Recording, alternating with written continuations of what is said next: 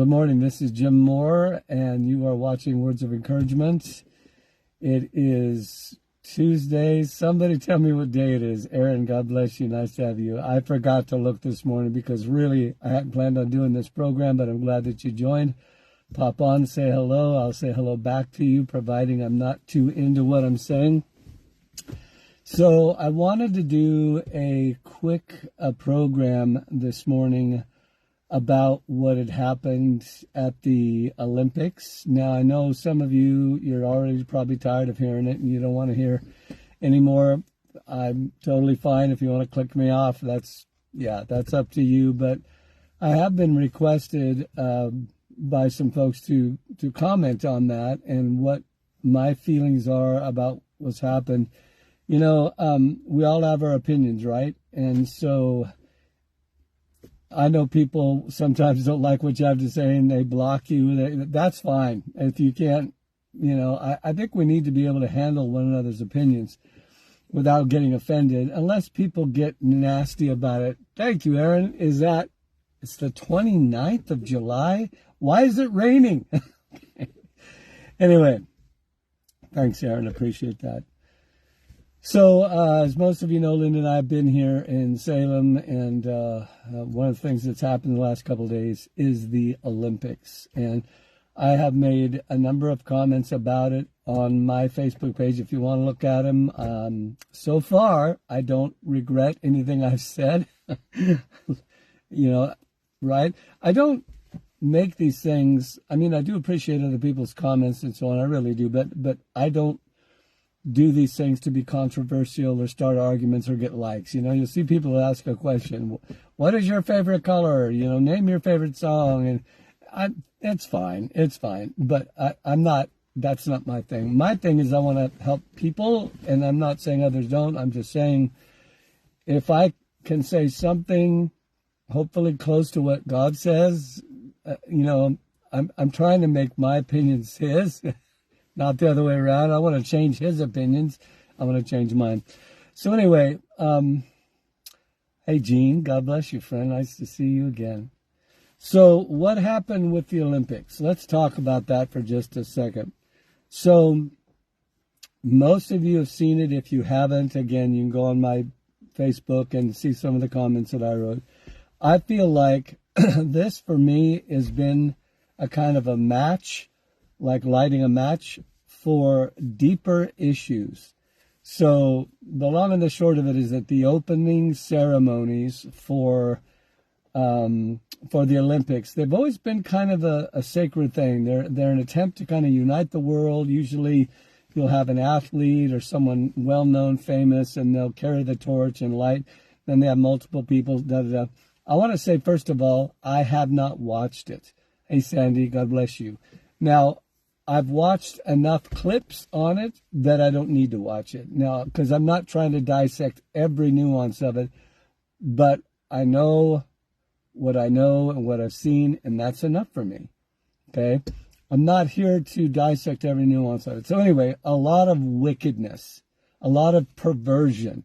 And I'm going to say this right now, and some of you will shut this off. I believe one of the big issues with Christians today is we have become cowards. Sometimes we are cowards. And it's one of the things that the Bible actually talks about in the book of Revelation. Jim, you shouldn't say that. People get offended. I understand, but I didn't say it. Jesus actually said it in the New Testament, or it may have been the Holy Spirit through John.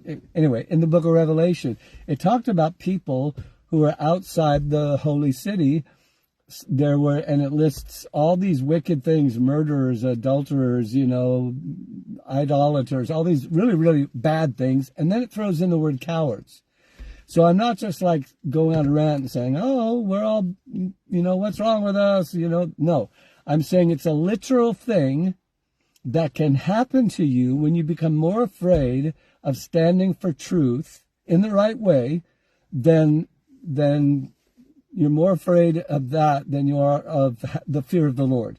So one of the comments I made, again, blatant, I want to be clear on this point, blatant wickedness. Hey, Steve, blatant wickedness at the opening of those Olympic Games. Whole bunch of sexual perversion. Okay, so the conflict, and people sometimes make more out of it than they should or less out of it than they should, but, wickedness is wickedness. Evil is evil. The problem, and the reason that I say sometimes I think we become cowards, is because there is this pressure, and it really accelerated during the big C. Okay, you know what I'm talking about, the sickness, okay? It really accelerated during that time, hi, Kathy, where people got afraid. I mean, we had neighbors narking on neighbors. We had politicians putting people in jail. We had people canceling other people on social media platforms. Now, listen, we're supposed to stand up to the truth. It's not an excuse for you to be verbally abusive to people or to just, you'd never get not to be like Jesus. I'm not saying I always do that right. You don't always do it right. Hey, Dave, God bless you. In your standing against evil, and we are actually told to do this. Okay, I'll get to that in just a second. Because one of the things I wrote about in the Facebook post is we have made these two different things. Well, we love people or we stand against evil, and usually people that stand against evil are the mean. They're always out there, and nobody wants to be that person, or you shouldn't want to be that person. Okay, but then the other side are the ones that never say anything. They never make a stand for anything. They're afraid. This is why I say sometimes we are cowards. It's what God said would happen in the last days. It says outside of the city are cowards. So it's not an excuse to be nasty. It's not an excuse to just let your mouth run and say whatever you want. But we are told, what does the scripture say? And I'm getting to my point here. Have no fellowship. If you're watching by video, look at my hands. Fellowship is this, okay? This. You got someone who's doing their best to just live right, okay? Not out there cursing and condemning everybody else, but you're doing your best to be like the Lord. And then you got this side, somebody who's they're just doing wicked, evil things. And maybe they know it, maybe they don't know it. Most of the time they do, but they don't care. Have no fellowship is this, okay? When you're actually, I like what I read on a post the other day. Somebody said, Jesus went and ate with sinners, and that is a Bible word. I know we changed that now. We call people pre-Christians and all that. Whatever. I get it. I'm going to use the words in the Bible. I'm not trying to be self-righteous. I am. But it says Jesus went to sinners, and he didn't become like them. They became like him. And that's the point. Have no fellowship with the unfruitful works of darkness. Doesn't mean you're never around them. Doesn't mean you don't love them. Doesn't mean you don't care about them. You don't pray for them. You don't give them a cup of cold water. All of that is right and good. But you don't become that. Okay? That's dumb. That's not what we're called to do. Okay? Have no fellowship with the unfruitful works of darkness. That's like compromise, right? That's like saying, oh, it's okay. It doesn't really matter. God loves everybody. But it says, so here's the flip side to that. It says, here's what you don't do. Here's what you should do. But reprove them. Let me quote it again. Have no fellowship with the unfruitful works of darkness, but rather reprove them. Reprove them literally means to speak up. It means to make a stand. At the very least, say, I am not in agreement with that. What God calls, doesn't matter who else calls it. The president may think it's okay. Your preacher may think. Jim Moore may think it's okay. Mommy and daddy may think it's okay. Your husband and wife may think it's okay. But if God says it's not okay, it's not okay. Okay, so to reprove those things, and that's not the only verse in the Bible. I mentioned in one of my posts, Jesus said this. He said, if I had not spoken to them about their sin, Jesus wouldn't do that because he loves people. How did we get to the place where we made those opposite? Where the Bible actually commands us to speak the truth in love. Those are two things, loving people and speaking the truth, okay? How did we get to where we made those opposites? Or we say speaking the truth is not love. You know what isn't love? Allowing someone to just go on in darkness without ever telling them, hey, you know what, God, you're going to have to give an account to God for this. God said what you're doing is dark. It's not right. It's not good. He said so, and one day you're going to stand in front of him. It's your choice. I'm not here to browbeat you, but I'm here to tell you that's wrong. You get what I'm saying? You can do it in a kind way. You can do it in a loving way. I hope I'm doing that right now. I'm not just some angry preacher getting on here and just bad-mouthing. That's not what I'm doing. I'm saying when did we get to the place that we're so afraid to say what God says. That's what and if you're watching me and you're a minister, I'm talking to you as a fellow minister, 40 years a minister. You are called to say what God says, not what you say. You're called to say what he says. And if people don't like it, if they want to hurt you, if they want to do like they did, all the prophets, or not all of them, a lot of them got killed, not just because they were loving people, but because they spoke the truth. Okay, let's forget about the Old Testament for a second, because so many people will say, well, that's the Old Testament. Everybody was harsh and bad, and it was, things were different, 100%, I get that. So let's shift it in the New Testament, where Ananias and Sapphira fell over dead, where Paul speaks to the sorcerer who is feigning, that he's accepting Christ, but he wants to pay money, and he says, you're in the gall of iniquity, in the bond of iniquity. Okay, let's talk about Jesus, where he said, he says, if I had not told them about their sin, they would have no cloak or covering. Okay, this is what Jesus said. He says, they have a covering. That's my hat, like my hat. He said, they have this. Here's their sin. Here's a covering for it. Okay, are you watching? He said, if I had not spoke to them about their sin, they would have no cloak, King James, or covering for it. Now they see it. Now they know it. Now they don't have an excuse. And what was the consequence of that? The loving Jesus, who never said anything wrong or had a bad attitude or was in any... I can't say that. You can't say that. But Jesus was the perfect one. In other words, he never legitimately did anything to cause offense. Now, you and I can't say that. In all things we offend many, or something like that. In many things we offend all, or whatever. We do that. Even when we're trying, we do it. He never did. You cannot say, well, that one thing he said, he shouldn't have said that. No, never. Not one time. Not one time. Okay? So every bad response to the things he said or did was illegitimate. There was no legitimate reason for people hating him. And that's what he said. He said, if I had not come and removed their cloak for sin. In other words, Jesus told them about their sin. What do you hear today? You hear people say, oh, you don't have to tell people about their sin. They already know. Well, then why did Jesus do it? Okay, come on. Let's be honest. Let's come back. What that really amounts to is you don't want to do that because you don't want to be offensive. You don't want, and you know what? It's going to happen. You don't have to go out of your way to be that way. And some people who are just kind of by nature, or life has created this kind of this nasty, bitter, angry all the time thing, will use that as an excuse for their anger and their bitterness. Totally get that. But that doesn't give you and I a hall pass if you're not that way.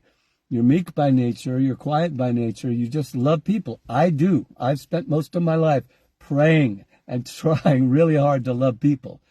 That doesn't give me a hall pass not to speak the truth. I will stand before the Lord one day, as you will, and he'll say, here's all the things I said. What we would call the good, the bad, and the ugly. Of course, it's all good because he's good, right? How come you didn't? So, I'm ranting. I'm not ranting. I hope I'm telling you the truth. I'm here to help you if you've gotten to that place where you're afraid. And you got to be honest with yourself. I mean, I have been in that place myself. We're afraid to speak the truth, to stand up. I forget what somebody said. They said, speak the truth even if you have to do it trembling. If you can't speak the truth without being really angry and mad and spitting and spewing at people, stop. Stop until you get your heart right, because that's important too. You don't want to destroy your witness for Christ because, you open your mouth and bad stuff comes out. Okay, you get what I'm saying. All right. So I'm going to wrap this up, but let me finish by saying, so the big conflict, I'm going to address something here, controversial. The big conflict in this thing about the Olympics right now is it looked like the Lord's Supper. I want you to listen very closely, and I'm going to end it up here. You've seen the pictures. You've got a picture of what looks like a mockery of the Lord's Supper. And then underneath it, typically, you have a picture of the Lord's Supper. One of the most sacred, it was... I think it was Da Vinci's painting, right? Leonardo da Vinci. I don't care what you think about Leonardo. People, he was a terrible man. I don't care. I don't care. The painting itself is massively famous because it strikes a chord in people's heart. It is considered, not the painting itself, but the imagery of the painting Jesus sitting at a long table where you can see all of his disciples on the left and all of them on the right. And it's actually a picture of the very last Passover that was, instituted by God and fulfilled by Jesus Christ, who was the Passover lamb. Won't go into that. So it's a sacred image to people. There have come out individuals who have said, oh, it wasn't a parody or a mockery of the Lord's Supper. It was about Greek mythology, blah, blah, blah, blah. Okay. So 2 things I'll tell you real quick. Number 1, I've got on one of my posts a link where one of the, like when they do a parade or like a presidential speech or whatever, there's these newscasters, that comment on it and say, oh, I thought this and I liked this, I didn't like this, blah, blah, blah. Well, I saw one of them that somebody sent to me where the commentator is saying, yeah, I wasn't really sure about the whole Lord's Supper thing. So the idea that was not intentional is ridiculous. Now, to be factual, the imagery and the people on that mockery of the Lord's Supper were definitely, at least some of them, imagery from Greek mythology, for sure. But to say they didn't intend to make it look like the Lord's Supper is ridiculous, okay? This is called gaslighting, where I do something bad and then I make you into the bad guy instead of me, okay? So they do this. They knew what they were doing, okay? And then they try to turn it around. Now, some of the committee, or I forget all the nuances of it, but they've actually come out now and apologized. I'll have to look for that and hopefully post. And the Olympic committee or whoever said, apologize for this mockery of the Lord's Supper. So they themselves are saying, okay, here's my point in all this. First of all, you've got people who are going to gaslight. And they're going to say, oh, that's not really what it is. And I'm telling you, 100%, I believe with all my heart, and that's exactly what they were trying to do, okay? You've got, I don't know, debauchery. You've got wickedness. Call it what you want. Perversion, sexual immorality. You got a child up there. You got some guy dressed in blue like it looks like a Smurf. I think he's like one of the Greek mythology. You got all this. You got him singing about gross things. You've got all of this stuff, okay? It is one thing for sure. 1,000,000%, it's wickedness. And one of the things that gets me, and here I will go on a little bit of a rant, is Christians who are more concerned about saying it isn't what you think it is than they are about reproving the wickedness. You see, we've become so compliant, so afraid, in the name of love, using the love of God as an excuse never to stand up for anything because we don't, want to offend anybody or whatever. We've become so compliant, we're afraid to speak the truth anymore. And yes, we are commanded, speak the truth in love. Both. They're not opposites. They're not in opposition to each other. Okay, that's what Jesus did. Okay? Have we forgotten about the Son of God? Well, I'm clicking this guy off right now because no. You cannot claim to be a Christian and just abandon what Jesus did. If you say you want to be like him, but you're unwilling to be like him, that's a contradiction. I've been there, maybe you've been there, but you have to be honest about it. It's not about what I say. It's about what he says. All right. So the big thing, and I've seen a number of people now, a number of them believers come on, well, it wasn't about the Lord's Supper. It's about Greek. Oh, yay for you. Yay for you. You didn't stand against the darkness. You completely glossed over the fact that this was a manifestation of perversion to the world, and you just corrected everybody that it wasn't the Last Supper. Okay, whatever. See, that's my little bit of a rant right there. I'm saying it's time to stand up. We didn't get to this place because we did our job. Do you remember that Jesus said that? He said, we are the salt of the earth. Well, salt makes people thirsty. Yes, I get that. But that is a secondary. In the day when Jesus said that, salt was not primarily used as a seasoning. Okay, I mean, it was, for sure. People put salt. I think it was Nero put salt on his lettuce and created salad or whatever. Okay, the primary use for salt was preservation. Preservation. I'll say it a third time, preservation, okay? They packed their food, their meat in salt, and kept decay from spreading. You're the light of the world. What does light do? It shines in the darkness. And shining in the darkness is not just you walking around with a smile on your face. I'm sorry. I know people have said that. Here I go again. A great philosopher who had a lot of really good things to say said, what does it say? Preach the gospel, and if necessary, use words. I get it. That sounds really, really cool. But the truth is, okay, aside from the legitimacy and the wonderfulness of whoever it was that said that, I forget, it was like Aristotle or Socrates, one of those guys. No, maybe Augustine. I don't know. Somebody will figure it out and put it on there. What it says, preach the gospel, and if necessary, use words. That is not Bible. It's not what Jesus said. Go into all the world and preach the gospel, teaching them to observe all things that I have commanded. He didn't say, hey, just go shine. That's not what he said. I mean, I know it sounds really cool and put that little refrigerator magnet up on our refrigerator, but it's just not the truth. You have to understand the truth is what he said, not what some fancy thing that I come up with. Okay? We have to come back to that. The word of the Lord that I got at the beginning of the year, very loud, very powerful, shook me to my soul word. Jesus said 3 words, like with a period at the end of each one. He said, sharpen your sword. It's time we do that. We're not going to survive to the end if we don't stand on the word of God. And if we become, like it says in Revelation, it says outside are whoremongers and dogs and adulterers and all these wicked things. And then he throws in the word cowards. Okay, so I want to say this. I do believe the long table, yes, be it full of Greek mythology, was still that long table. At the very middle of it, this iconic symbol was this woman with a halo behind her. It is intended by whoever created that to be a mockery of Christ and the Last Supper, 100%. It may have been full of, transvestites and perversion and Greek gods and whatever they put up there, that was the image that was attempting to represent. And they've even confessed it to some degree. So, yes, we'll give you the Greek mythology thing. Wonderful. But it's also those guys that they're representing also represent perversion. The point is, it's in your face.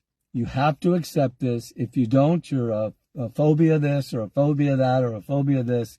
And you're a hater and you don't love people and you're a Nazi and you're evil and you're whatever. Okay, whatever. Jesus said, you know what, if they did that to me, if they hated me, his words, not mine, they might hate you too. Well, he didn't say might, he said they will, but it doesn't happen to everybody. Okay, so, Greek mythology, yes, there were some elements of that. Not intending to mock the Lord's Supper, 100%, I just believe that's a blatant gaslighting. That's a lie. That's my opinion. You don't have to like it, you don't have to agree with it, that's my opinion. And the reason... And actually, at least one that I've read so far, a big advertising agency, because these guys don't seem to understand anything unless it touches their pocketbook, they've pulled out. And someone says, well, I am in support of our athletes. I promise I'm done here in 1 minute. Somebody said, well, I'm not going to boycott the Olympics because I'm in support of our athletes. I actually appreciate that. You know, a lot of these athletes, I've got some good friends who have been athletic and even one who was an Olympian. But you see, it never used to be this way. It was not acceptable culturally, even globally, to put perversion up in front of people's face while their kids are watching the opening of the Olympics and say, hey, don't say anything about it or you're some kind of a bigot. Never used to be that way. Are we evolving? No, we're becoming more and more wicked and accepting of wickedness, which God said again would happen in the last days. He said it would happen, and it's happening, and yet we're blind to it. Anyway, so I do support the athletes. I know many of them train from their youth to be able to do this, and I would be overjoyed if someone had enough courage. You remember the song, and I'm trying to be done here. Remember the song Chariots of Fire, or the movie Chariots of Fire? Da, da, da, da, da, da. It was about, and I'm sorry I don't know the names, you guys can fill them in, but it was about an Olympian who did train, for years and years to be in the Olympics, finally made it there, big dream come true, and they wanted him, now get this, this shows you how far we've come. This Christian man was told that he had to run on Sunday. And Sunday to him, don't go doctrinal on me, Sunday to him was the Sabbath. And he said, because by and large, the church at one point did treat Sunday like a Sabbath. That businesses closed down, whole cities were like, Anyway, we actually used to do that, not on Saturday, but on Sunday. And not talking about the legitimacy of the day. He wouldn't do it. He wouldn't run in the Olympics. And I forget the outcome of that. I don't know if he got booted out or what. And then there was a guy recently who, I think it was a tennis star, okay? I'm sorry if I don't remember all the names, who wouldn't take the jab. And he lost his place in whatever competition he was doing. You know what? We need some men and women of courage. I mean, I get if they don't, spend decades training and you finally get there, and just because some idiots, put perversion out there in the opening of the thing doesn't mean I'm going to quit the whole thing that I've worked for years. That's got to be up to them. That's got to be their conscience. I know we always like, well, I would do this. Well, maybe you would, maybe you wouldn't. I don't know. But I get it. But at the same time, wouldn't it be great if people actually stood up? Wouldn't it be great if an advertising agency for the Olympics pulled out and said, I'm not going to do it, which has happened now. At least one ad agency has pulled their ads. Thank God for people like that who are not afraid. Or wouldn't it be great? Now, these are not the U.S. Olympics. They're global, right? People from every country or a lot of countries. Wouldn't it be great if the leadership of the United States of America would stand up and say, that's inappropriate. You shouldn't do that. I'm not saying they should pull their teams, okay? But at the very least, say something. But the problem with our leadership in this country right now is they're for that stuff. And God help you if you're for them. God help you if you think, well, that's the kind of leadership I want in my country. God help you. That's all I can say. Okay? And that's coming in space. That's not the word I'm looking for. Okay? On steroids. Let's say it that way. You think we've had inappropriate and some ungodly leadership up to now? Oh, just wait. Okay? It could still go that way. I'm praying that it won't. Okay? All right. That's all I'm going to say about that. Okay, so recap. Olympics. Big gaslighting campaign going on. It's not about the Lord's Supper. It's about Greek mythology. I call, pardon my language here, I call BS on that. That's gaslighting. It absolutely was meant to be that, even though, yes, the figures are Greek mythology. And really, as a Christian, my job is not to dissect, well, this is all, no. You can see it, face value. It's not complicated.